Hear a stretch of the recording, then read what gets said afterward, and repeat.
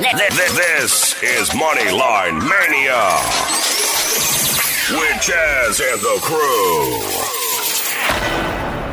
Chaz is always on with his handicapping friends, Blackhawk West, joining us again this week. And we have Hector, our sports soccer betting man. What's going on, Chaz? How are we? We're excited. Of course, this is the time of year where when you live where I do, the games are on at like 8 o'clock in the morning. So thank you, Jesus. Jesus isn't coming down from the skies, but college basketball around the corner and soccer, the World Cup is around the corner. Chaz, everything that we've done over the last couple of weeks, you guys have been nailing it with your basketball picks, with your hockey picks, all the different picks that we've gone through. You guys are almost at 81.5%. Vegas is 65% right. It's unbelievable what you guys are doing with all the picks that you've made in the last couple of weeks. We work hard, so it isn't an accident. Part of it is having other eyeballs. I think we got 9 guys that can get on and talk to us over the next few weeks. But right, Wes, when John sees something that you don't see or I see something, it's nice having that little text thread that says, hey,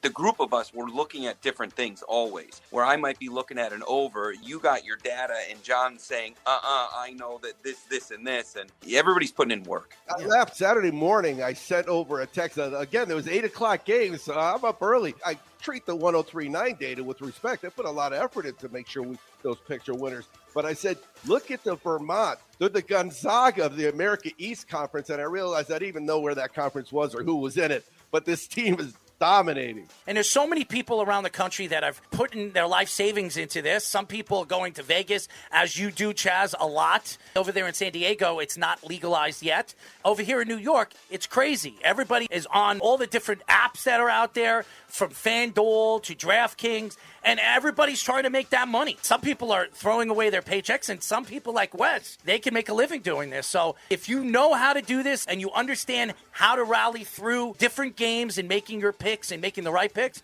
you can make a lot of money doing this. I felt Hector got the bad angle because he's tried to go out there and put his picks out there, just like when you get in front of an audience. You know, it's not easy. Anybody gets in front of an audience or a camera, they get a little respect from me because I know it's not easy. So let's get to Hector because I know there's winners there, and now he's had an extra couple weeks to see some of these games. What are they playing, Hector? Twice a week, right? The MLS? Yeah, I want to stick to my forte this time, which is USL Championship, which is the Division 2. MLS, last time you saw me, was the first game of the season, so it's one of those toss-up things. And the sucky thing about soccer is obviously you can go with a win, a loss, or a tie, so there's 3 potential outcomes there. For this week, I'm going to stick to my forte. There are 3 games that I'm looking at right now. Locally here, we got the rivalry, the SoCal rivalry between San Diego and LA. San Diego Loyal and LA Galaxy 2. Last season, San Diego Loyal swept them, and this year they've gotten some good talent to join the roster. They kept some of their core guys. They're going to be playing at home, their first home game of the season at Torero Stadium, and I'm liking San Diego Loyal to win this one.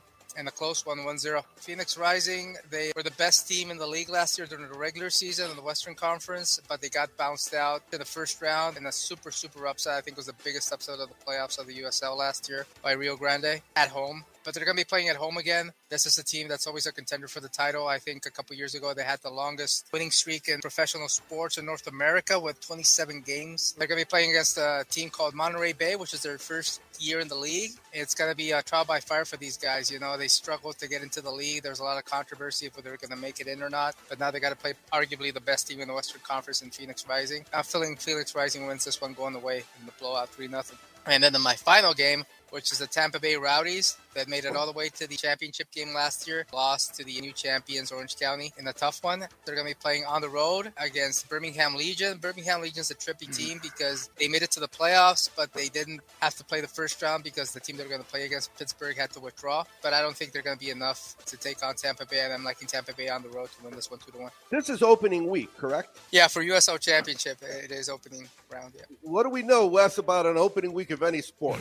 Tiptoe, small unit. The water may look warm, but you put your tootsies in, it ain't warm. It's probably not warm. It's like the ocean in the spring. And the cool thing about any sport, whether it's USL, basketball, NBA, baseball, when it's a rivalry game, like the one, for example, San Diego and LA Galaxy, there's obviously going to be more passion in that one, you know, bragging rights in the area. Out of the 3 games you're going to watch, that's definitely one that you can't miss. But that's the beauty of this. So we're starting from the beginning.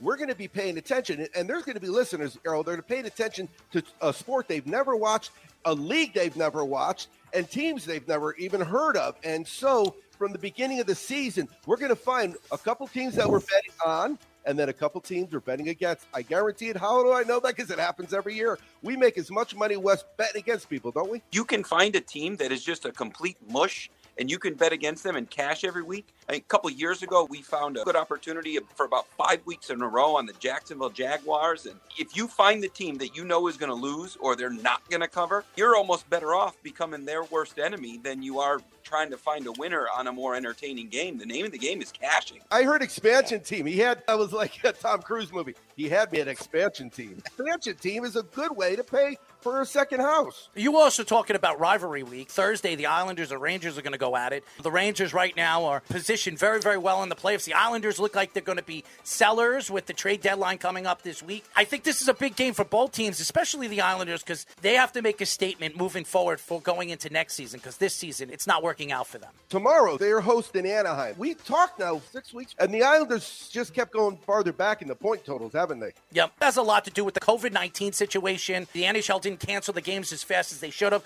They waited until the Maple Leafs and the Canadiens and the Ottawa Senators got COVID-19 over there, and they had to shut the borders, and then they canceled the games for 2 or 3 weeks. If they did it 2 or 3 weeks before that, the Islanders lost 9 or 10 players. Maybe the Islanders are in a playoff spot right now. And then remember, the Islanders didn't have a home game the first month of the year. They went 11,000 miles the first month of the year, which absolutely affected the Islanders and where the Islanders are positioned right now in the Eastern Conference. You're talking to a San Diego State guy who was number 4 in the nation, had probably the best team in the history of San Diego State, and all of a sudden, no tournament. Bad memories for a lot of stop it, Chaz. COVID's gone now. In about 2 or 3 years, we're going to forget all about this. We're not even going to talk about this anymore. How does that impact my San Diego State national championship? I'm just saying. For Viejas. I'm sorry, Chaz. I think they would have gotten upset that year. Knowing San Diego sports, they would have. What do you like, Wes? I'm on 2 hockey plays. I enjoy looking at the team that played yesterday and they're coming back tomorrow. The team that's on a 2 days in a row type of deal. This past week in hockey has been a wild one.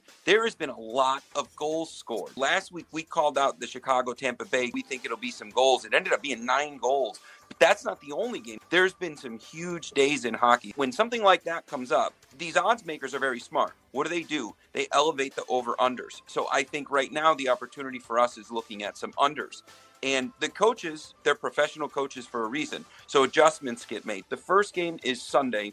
I'm looking at Calgary, Colorado. These are 2 teams that have been red hot as far as the scoring goes. Statistically, they're also very good at preventing the goals. Given the performance this past week of both teams and how many goals they've allowed and scored, very uncharacteristic for these teams to allow a ton of goals. So I expect adjustments to be made. This will be Calgary on the road after playing another game. 6.5 is the over-under. I'm looking at taking the under. Doesn't really make a difference to me who wins, who loses. I think that the game could be 3-2, 4-2, but we are not going to see 7 goals in this Calgary-Colorado game. The next one I'm looking at, I love to pick on the guy that played yesterday and has a goalie change. Last week, we called Carolina, getting a team that was on the road for the second day in a row. I'm looking at LA. LA is playing tonight. I'm more concerned with tomorrow. Tomorrow, they go back home for the second day in a row, and they're going to get Florida, the top goal-scoring team in the league. Couple odd performances this past week. They're rested, and I think Florida's going to light up. Now, the smart way to play this, if you want to lay 1.5, you can do that right now, and that's how you'll get your even money or your minus 105. The smart way to play it, I'm going to let the puck drop. I'm going to let it go for about 3 or 4 minutes. There's going to be an adjustment made to where you can go Florida -1 regulation. So what that does for you is it'll get you some better odds. If the game ends 1 point differential, you're going to end up pushing. If it ends up 2 goals, which is the same thing as the 1.5, you're going to win that. It's going to pay a little bit better than laying it right now. So my play is Florida. I think that they're going to win big, but I'm going to wait for the puck to drop, and I'm going to take Florida over LA live regulation. When Wes gives me a play, same thing with Hector, I'll sometimes get 2 or 3 plays off of that. So I might go with the Florida team total over the Calgary or Colorado game. I might go with one of those team totals under. Let me tell you, when you got a team total under 2.5 and they're going into the third period and the team's losing 1-0, That's a pretty good way to watch a third period of hockey. It's great when you have the opportunity to watch these games. Like last night, the Islanders, they scored 5 goals, 7 goals altogether against the Winnipeg Jets. And the Winnipeg Jets aren't as good of a team as they were 3 years ago, but they score a lot of goals. They have some good young players that can put the puck in the net. I was very surprised that the Islanders scored 5 goals and there were 7 goals in the game. When was the last time you saw the Islanders score 5 goals in a game? The Islanders are known as a team that plays really great aggressive defense and prevents the goals. But the exciting part to me, when the Islanders hang 7, somebody is making that adjustment. Whether it be the bettors out there, now they're betting Islanders overs, or they're looking to that game to go over, an adjustment's getting made. So I'm thinking on the other side, once that adjustment gets made, so this whole week for me, looking at hockey, I'm looking at unders. Anything 6 or 6.5, I'm looking at the under on those games. Even if it's top scoring teams, 6 goals in hockey just doesn't happen. I'm looking for the adjustment, and I'm looking to take the advantage on the other side. So let's look at Anaheim at New York Islanders. The Islanders are out of it, but Anaheim's chasing 4 points, can still make the playoffs, I think. They're out But of it, too.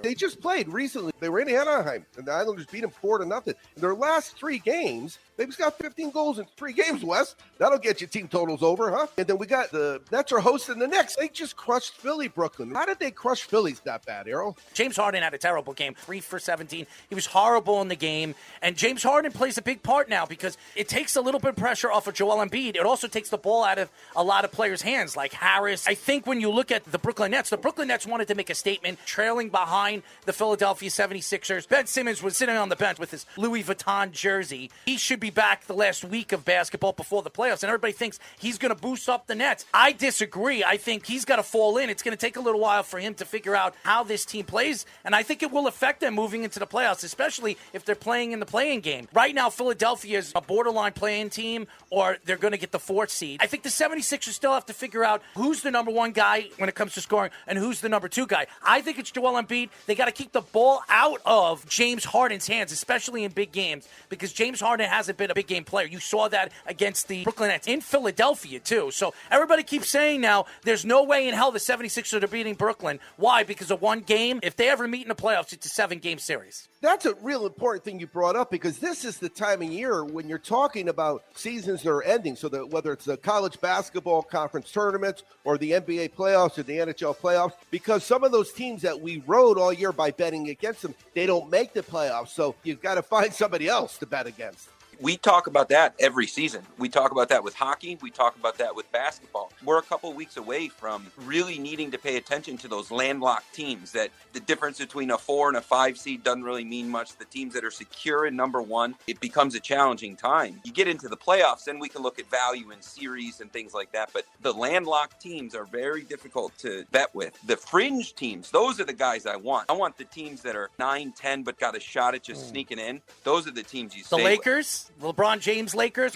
who, by the way, LeBron James is very close to be 30-10-10, which would be the first player in NBA history to do that. Michael Jordan's the greatest basketball player ever to play the game. You can't even compare LeBron James, Kobe Bryant, or anybody to him. What LeBron James has done in the last, I would say, 15 years has been absolutely remarkable. For all that pressure and all the places that he has taken a jump to, from Miami, where everybody took shots at him and they were burning his jersey, to go back to Cleveland and win a championship, and then jump to LA and win a championship. It's pretty remarkable. Say whatever you want. He picks his teams. He builds his team. He is a remarkable player because all the pressure and everything that was outlined on him to be the player that he is, he's turned out to be even better. It's remarkable when you see what this guy has done year in and year out. And people have been taking shots on him no matter what, politically, socially, whatever he says on social media, it's just a joke. But as a player, you cannot mock this guy. You want to compare him to Kobe Bryant, that Kobe Bryant's better, I think it's a joke. He's in a different place. It goes Jordan and everybody else, and now I think it's Jordan, LeBron, and everybody else. The best thing that could have happened to this guy was that he lost that final against Dallas, the way he lost it. All the flack that he got from the media, that he wasn't taking shots at the end, he was avoiding the ball. I think he took that personal, and I agree with you, dude. He's one of the greatest. His consecutive run of just making it to the finals, I think the only thing in sports that you could compare it to is the amount of times Brady's played in a Super Bowl. And he did it over 3 teams with those runs. We're talking about fringe teams, and there's no sport better than for fringe teams in soccer, because what they do is if you're at the bottom, they kick you out. They kick you out of the league and you go down. Yeah, you get relegated to second division and you might not even ever come back. Talk about pressure there, right? It's not that you don't make the playoffs. You get kicked out of the league. Boy, if we did that with the NFL, where would Jacksonville be playing? No, what's cool about soccer, at the end of the season, if your team is not in the playoffs and another team needs you, you can actually jump ship and go and play for that team. How many sports that you could do that? Brutal. You could it's crazy. Players like Ronaldo leave a team at the end of the season because his team's not going anywhere. It goes to a playoff team and he wins. It's absolutely crazy. That's what I think is remarkable about European football from any other sport.